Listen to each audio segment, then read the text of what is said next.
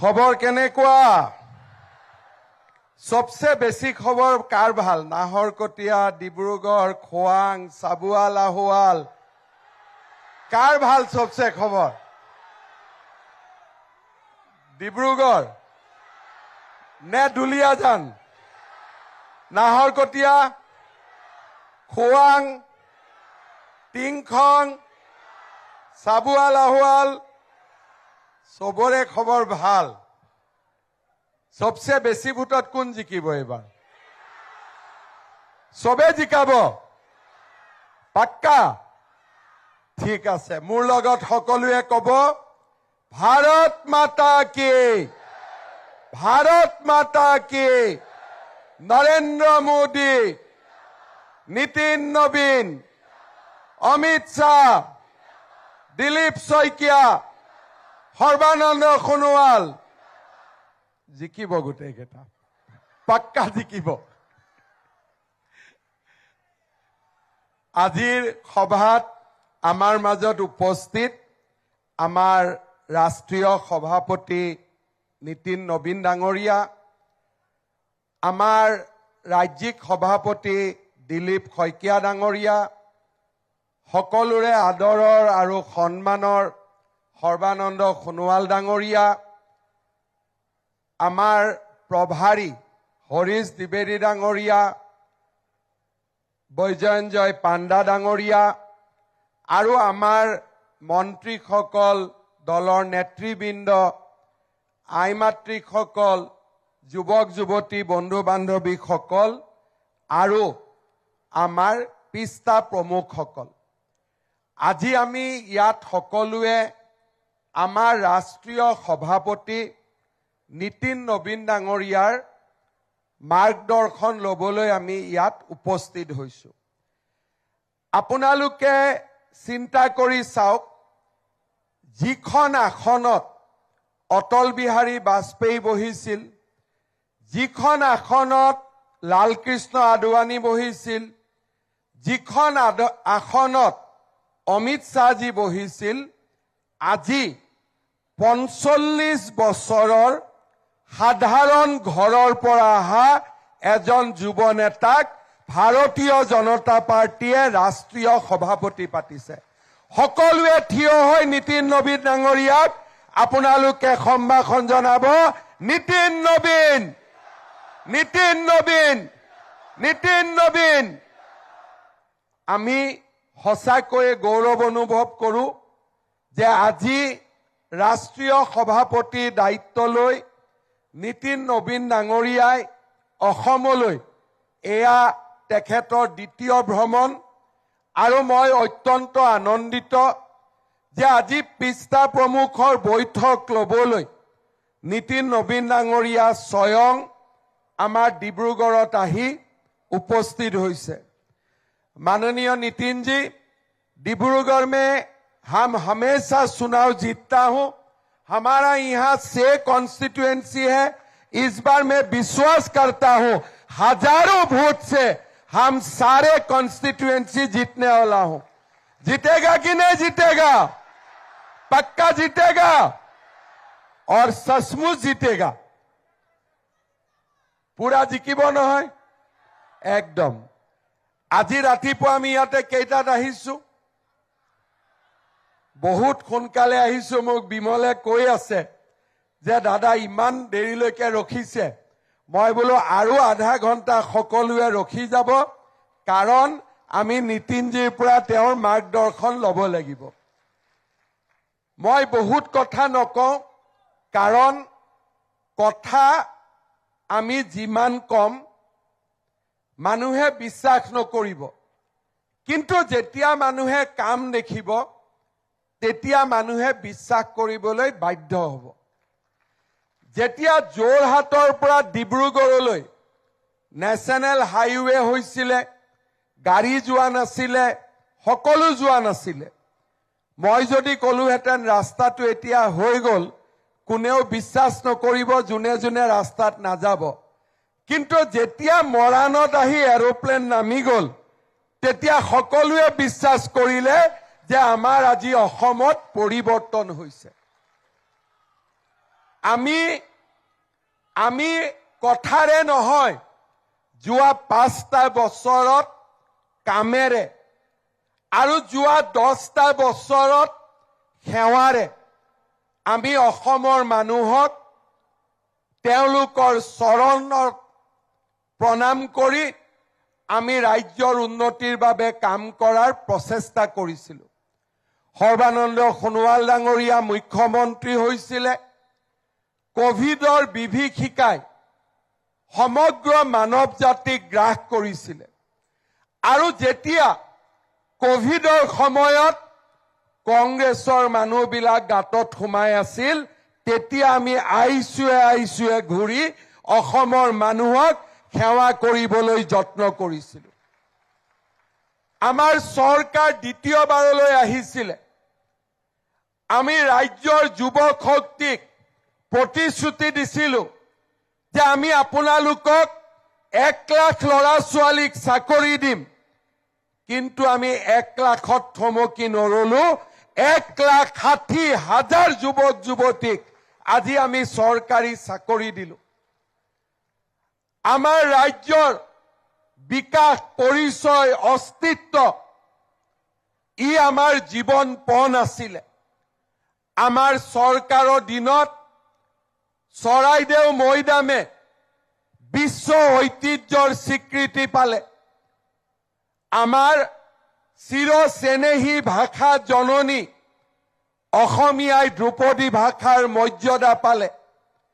লাচিত বৰফুকনৰ শৌৰ্য আৰু বীৰ্যই অসমৰ সীমা অতিক্ৰম কৰি সমগ্ৰ ভাৰতবৰ্ষতে বিয়পি পৰিলে। যোৰহাটৰ লাচিত বৰফুকনৰ মৈদামে অসমীয়া জাতিৰ শৌৰ্য আৰু বীৰ্যৰ এক পৰিচয় হিচাপে থিয় দিলে। গুৱাহাটীৰ মাজত বিহু, ঝুমুৰ, বাগৰুম্বাই অসমৰ সাংস্কৃতিক ঐতিহ্যক জগত সভালৈ লৈ গ'ল। আমাৰ জীৱনলৈ পৰিৱৰ্তন আহিল।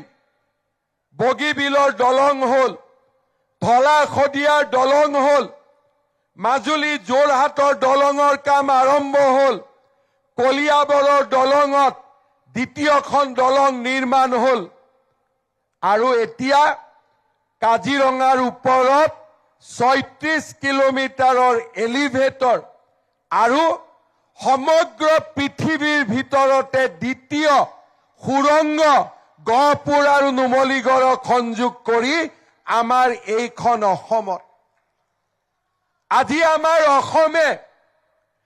আমাৰ অসমে প্ৰমাণ কৰি দেখুৱালে যে এটকাও ঘোষ নোখোৱাকৈ আমাৰ জননী জন্মভূমি অসমত চৰকাৰী চাকৰি পাব পাৰে। আজি আমাৰ অসমে প্ৰমাণ কৰি দেখুৱালে আমাৰ জাতিটোক যদি কোনোবাই ৰঙা চকু দেখুৱাই, আমি সেই চকু উঘালি আনাৰ শক্তি আমাৰ জননী জন্মভূমিৰ বুকুত আছে। আজি আমি 1 বিঘা, 2 বিঘা, 3 বিঘা নহয়, 1000-2000 বিঘা নহয়, আজি আমি অবৈধ বাংলাদেশীৰ হাতৰ পৰা 1.5 লাখ বিঘা মাটি আমি কাঢ়ি আনিছো আৰু আমি আমাৰ যুদ্ধ অব্যাহত ৰাখিছো। আজি অসমৰ মানুহে ৰাতিপুৱা টেলিভিছনত মৃত গড়ক দেখি চকু পানী টুকিব প্ৰয়োজন নাই। আজি কোনোবাই যদি অসমৰ গড় কেইটাৰ ফালে চকুৰে চাই, আমি তাক প্ৰতিশোধ লওঁ। আমি তাক কাজিৰঙা নহয়, অসমৰ পৰা আমি তাক বিদায় দিওঁ। আমাৰ 5 বছৰত এতিয়া কোনেও গড় মাৰিবলৈ সাহস নকৰে। আমি অসমৰ জীৱনলৈ পৰিৱৰ্তন আনিলো। 200 বছৰ জুৰি চাহ শ্ৰমিকে কপালৰ ঘাম মাটিত পেলাই চাহপাতৰ উৎপাদন কৰিছিল। কোনেও ভবা নাছিল যে বাগিচাৰ শ্ৰমিকসকলক তেওঁলোকৰ মাটিডোখৰৰ অধিকাৰ দিব লাগে। তাক কোনে সম্ভৱ কৰিলে? আমাৰ বিজেপি চৰকাৰে নৰেন্দ্ৰ মোদীৰ চৰকাৰে আজি চাহ বাগিচাৰ শ্ৰমিকসকলক মাটিৰ অধিকাৰ দিবলৈ আগবাঢ়িলে। আমাৰ যুৱক যুৱতীৰ কৰ্ম সংস্থাপনৰ বাবে মুখ্যমন্ত্ৰীৰ আত্মনিৰ্ভৰ অসম আঁচনি হ'ল। বসুন্ধৰাই লাখ লাখ আমাৰ পৰিয়ালক মাটিৰ অধিকাৰ দিলে আৰু আমাৰ জাতিটোৰ জীৱনলৈ বিকাশৰ গংগা নামি আহিলে। আমি আজি বিজেপি হিচাপে আমি অসমৰ মানুহৰ ওচৰত এইবাৰ আমি নিৰ্বাচনলৈ যাম আৰু ৰাইজক আমি কম, ৰাইজ যোৱাবাৰ আমি 1 লাখ চাকৰিৰ প্ৰতিশ্ৰুতি দিছিলো, এইবাৰ আমি 2 লাখ ল'ৰা ছোৱালীক চৰকাৰী চাকৰি দিম। আমি ৰাইজৰ ওচৰত গৈ কম, যোৱা 5 বছৰত আমি 1 লাখ ল'ৰা ছোৱালীক মুখ্যমন্ত্ৰীৰ আত্মনিৰ্ভৰ অসম অভিযান দিছিলো, এইবাৰ আমি 10 লাখ ল'ৰা ছোৱালীক আমি মুখ্যমন্ত্ৰীৰ আত্মনিৰ্ভৰ অসম আঁচনি দিম। আমি ৰাইজক গৈ কম যে ৰাইজ এইবাৰ আমি 100 টকাত আপোনালোকক 1 কেজি দালি চেনি নিমখ দিছো, অহাবাৰ আমি আপোনালোকৰ পৰা 1 টকাও নোলোৱাকৈ দালি নিমখ চেনি তেল আমি দুখীয়া মানুহক জীয়াই থকাৰ সাহস দিম।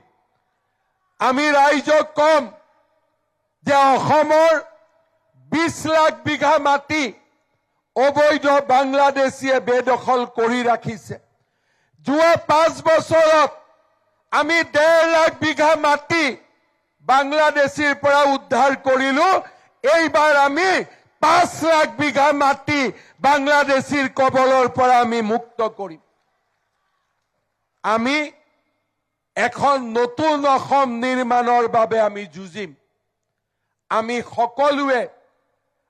সকলোৱে গৌৰৱেৰে মানুহৰ মাজলৈ যাম যে এইখনেই বিজেপি চৰকাৰ, যিখন বিজেপি চৰকাৰে গুৱাহাটীৰ পিছত আমাৰ ডিব্ৰুগড়ক ৰাজধানীৰ মৰ্যাদা প্ৰদান কৰিছে। আমি মানুহৰ ওচৰলৈ যাম, যিখন কংগ্ৰেছ চৰকাৰে নামৰূপৰ সাৰ কাৰখানা ধ্বংসৰ মুখলৈ লৈ গৈছিল, সেইখন চৰকাৰৰ পৰিৱৰ্তে নৰেন্দ্ৰ মোদীয়ে আজি আমাক 12 লাখ মেট্ৰিক টনৰ সাৰ কাৰখানা এই ডিব্ৰুগড় জিলাত প্ৰতিষ্ঠা কৰাৰ বাবে আমাক সাহস দিলে। এতিয়া আমাৰ অসম পৰিৱৰ্তনৰ অসম, আমাৰ অসম আকাশ চুৱাৰ অসম। আজি অসমীয়া যুৱক যুৱতীয়ে সংকল্প ৰচনা কৰিব পাৰে। আজি অসমীয়া যুৱক যুৱতীয়ে সপোন দেখিব পাৰে আৰু সেই সপোন বাস্তৱত ৰূপায়ণ কৰাৰ বাবে আমি অসমৰ যুৱক যুৱতীৰ লগত থিয় হৈ আছো আৰু থিয় হৈ থাকিম। শ্ৰদ্ধাৰ কাৰ্যকৰ্তা বন্ধু বান্ধৱীসকল, যোৱা 5টা বছৰত আমি প্ৰতিটো ক্ষণ প্ৰতিটো পল অসমৰ ৰাইজৰ বাবে কাম কৰিছিলো। আজি ৰাষ্ট্ৰীয় প্ৰেক্ষাপটত অসম জিলিকি উঠিলে শান্তি আৰু সম্প্ৰীতিৰ এনাজৰীৰে আজি আমি এখন নতুন অসম নিৰ্মাণৰ পথত আগুৱাই গলো। আমি কোনো অসমীয়াই কল্পনা কৰা নাছিলো যে আমাৰ অসমত সেমি কণ্ডাক্টৰ হ'ব, নামৰূপৰ সাৰ কাৰখানা হ'ব, নুমলীগড়ৰ তেল শোধনাগাৰ 3 মিলিয়ন মেট্ৰিক টনৰ পৰা 9 মিলিয়ন মেট্ৰিক টন হ'ব। একেটা দশকৰ ভিতৰতে বগীবিলতো দলং হ'ব, ধলা শদিয়াতো দলং হ'ব, মাজুলীতো দলং হ'ব, গুৱাহাটীতো দলং হ'ব, ধুবুৰী ফুলবাৰীতো দলং হ'ব। আমি অসমীয়াই 3খন মেডিকেল কলেজক লৈ সন্তুষ্ট আছিলো, আজি বিজেপি চৰকাৰে 25খন মেডিকেল কলেজ ৰাইজৰ বাবে নিৰ্মাণ কৰাৰ কামত আগবাঢ়িছে। কোনো অসমীয়াই আমি কল্পনা কৰা নাছিলো যে এনেকে 5 বছৰ পাৰ হ'ব, এটাও বোমা বিস্ফোৰণ নহব, এটাও গুলিকাণ্ড নহব, ধৰ্ণা ধৰ্মঘটৰ পৰিৱৰ্তে এখন নতুন আধুনিক বিকশিত অসমৰ সৃষ্টি হ'ব। এই কাম আমি অসমীয়াই কল্পনা কৰিব নোৱাৰা কাম আমি সকলোৱে লগ হৈ যোৱা 5টা বছৰত কৰিবলৈ সক্ষম হৈছিলো। মই বিশ্বাস কৰো অসমৰ আটাইতকৈ স্বৰ্ণীল সময়ত আজি আমি নিৰ্বাচনৰ বাবে আমি প্ৰস্তুত হৈছো। মই জানো যে আমাৰ ডিব্ৰুগড় জিলাৰ দুলিয়াজান, নাহৰকটীয়া, চাবুৱা, লাহোৱাল, ডিব্ৰুগড়, খোৱাং, টিংখং আমি গোটেই কেইটা সমষ্টিতে জিকিম। কিন্তু মই আপোনালোকক অনুৰোধ কৰিম, আমি অকল জিকি ক্ষান্ত নাথাকো। এইবাৰ আমি প্ৰতিগৰাকী প্ৰাৰ্থীক 40,000 পৰা 50,000 ভোটত আমি সকলোৱে লগ লাগি বিজয়ী কৰিম। পাৰিম নে নোৱাৰিম? পাৰিম নে নোৱাৰিম? আমি সকলোৱে ৰাইজৰ মাজলৈ যাম। আমি ৰাইজক কম, এইখন চৰকাৰে কৰ্মচাৰীৰ বাবে কাম কৰিছে, কৃষকৰ বাবে কাম কৰিছে, যুৱকৰ বাবে কাম কৰিছে। এইখন চৰকাৰে অসমক আধুনিক অসমৰ নিৰ্মাণৰ দিশত লৈ গৈছে। আমি আৰু কাম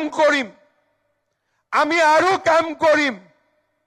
এনেকুৱা এখন মিলি আমি এখন অসম সৃষ্টি কৰিম, যিখন অসমত কোনো অসমীয়াই অসমক উপলুঙা কৰি আৰু ব্ৰিটিছৰ পাছপোৰ্ট লোৱাৰ প্ৰয়োজন নাথাকে।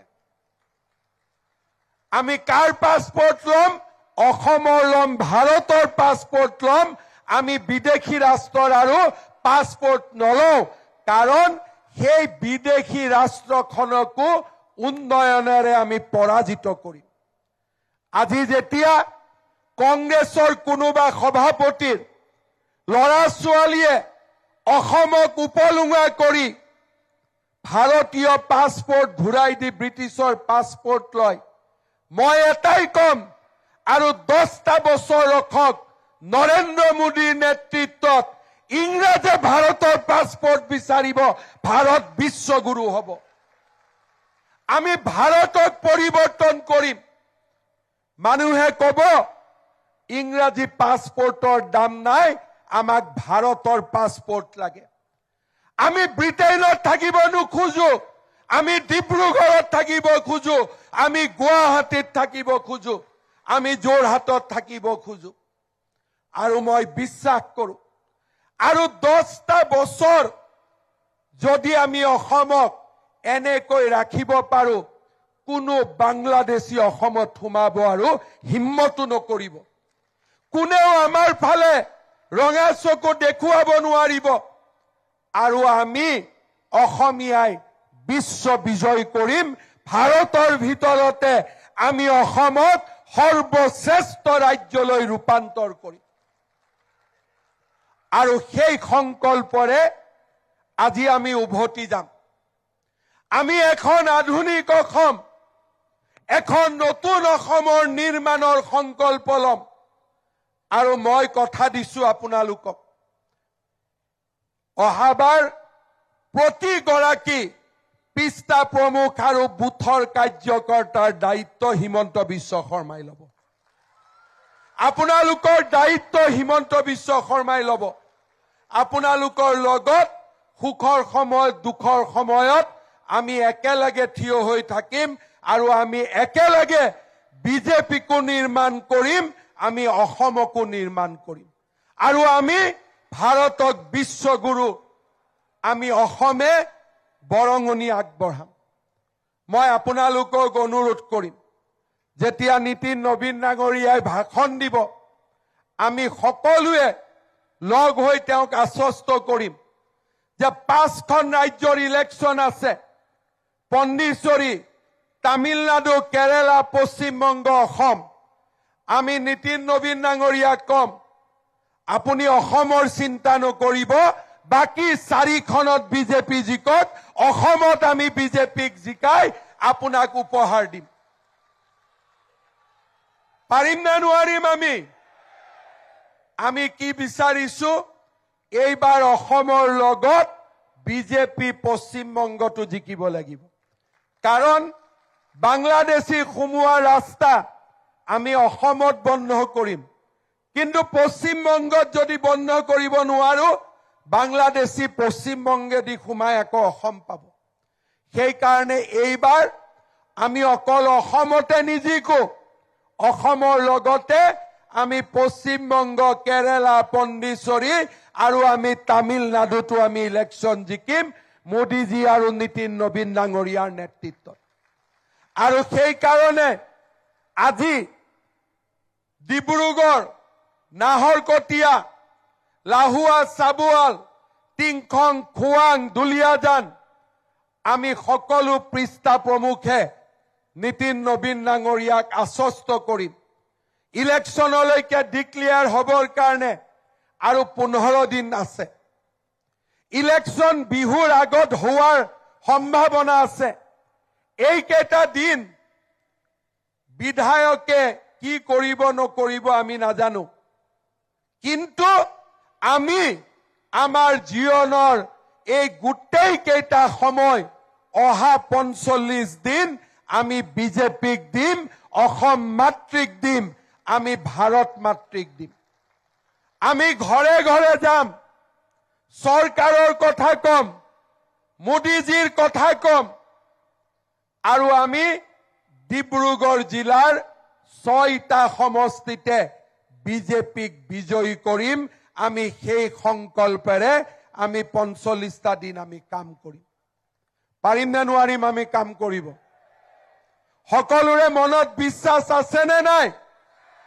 পাক্কা আছে পুৰা আছে অলপ ডিব্ৰুগড়ৰ ভইচটো মই সৰু পাইছো পাৰিব নে নোৱাৰিব দুলিয়াজান পাৰিব নে নোৱাৰিব নাহৰকটীয়া পাৰিব নে নোৱাৰিব চাবুৱাল আহুৱাল পাৰিব নে নোৱাৰিব খোৱাঙে পাৰিব নে নোৱাৰিব পাক্কা পাৰিব টিংখঙে পাৰিব নে নোৱাৰিব বঢ়িয়া সকলোৱে পাৰিব আৰু মোৰ এটাই অনুৰোধ ইজনে সিজনৰ লগত কম্পিটিশন কৰিম আৰু ডিব্ৰুগড়ত কোন সমষ্টিত আটাইতকৈ বেছি আমি জিকিব পাৰো জিকাটোতো 100% কনফাৰ্ম কিন্তু ফাৰ্ষ্ট কোন হ'ব দুলিয়াজান হ'ব নে টিংখং হ'ব নাহৰকটীয়া হ'ব নে চাবুৱা হ'ব ডিব্ৰুগড় হ'ব নে খোৱাং হ'ব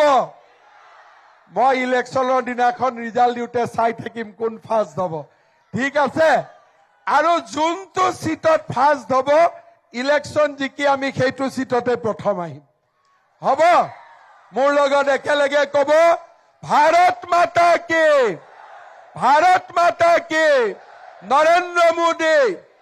নৰেন্দ্ৰ মোদী নীতিন নবীন অমিত শাহ বহুত বহুত ধন্যবাদ আকৌ এবাৰ অনুৰোধ কৰিম সকলো ধুনীয়াকৈ বহি থাকিম নীতিন নবীন ডাঙৰীয়াই আমাক যি ক'ব গোটেইখিনি আমি যাতে আমাৰ গাঁৱলৈ অঞ্চললৈ আমি লৈ যাব পাৰো মই আপোনালোক সকলোকে পুনৰ এবাৰ নমস্কাৰ জনালো আৰু আপোনালোকৰ ঘৰৰ আটাইকে মোৰ প্ৰণাম জনালো ঘৰৰ মানুহক ক'ব যে এইকেইটা দিন আমি পাৰ্টিৰ কাম কৰিম ঘৰৰ কাম অলপ কম কৰিম এইকেইটা দিন আমি পাৰ্টিৰ কাম বেছিকৈ কৰিম হ'ব বহুত বহুত ধন্যবাদ জয় হিন্দ বন্দে মাতৰম